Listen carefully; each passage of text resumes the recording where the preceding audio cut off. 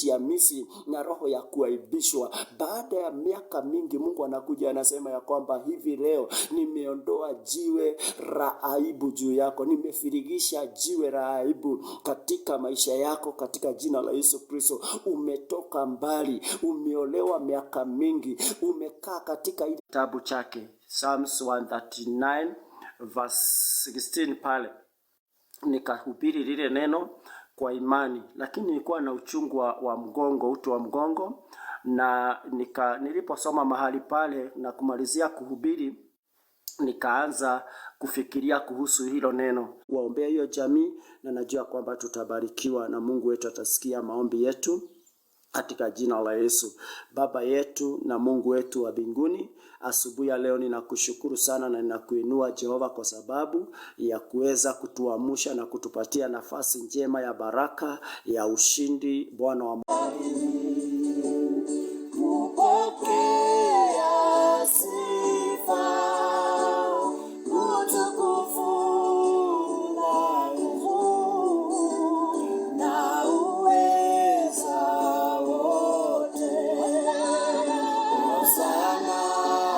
vile umeanza miradi yako.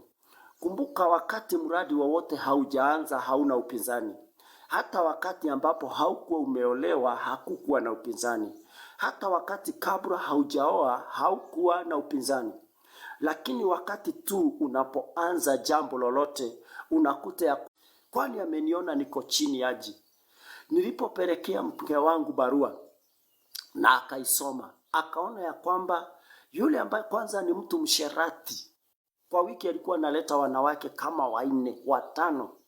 Akipata pesa, ni mtu akona pesa, alikuwa anawaleta, na tunaona kwa macho yetu. Ya yote ipate kumcha Mungu na kuweza kumwabudu Bwana, kwa sababu katika amri ya kinywa chake, katika amri ya neno lake tuliweza kufanyika, ama liweza kuonekana na ikaanza katika jina la Yesu Kristo. Neno la Bwana nasema ya kwamba anayaondoa mawazo yote ya mwanadamu na wazo lake. Mpendwa katika Kristo, Bwana Yesu asifiwe. Na kutakia asubuhi njema ya baraka, asubuhi ya ushindi, asubuhi ya kukutana na neema ya Mungu. Leo iwe ndiyo siku utakayoinuliwa. Kitabu chake Psalms 139 verse 16 pale. Nikahubiri lile neno kwa imani, lakini nilikuwa na uchungu wa mgongo, uti wa mgongo, na niliposoma mahali pale na kumalizia kuhubiri, nikaanza kufikiria kuhusu hilo neno.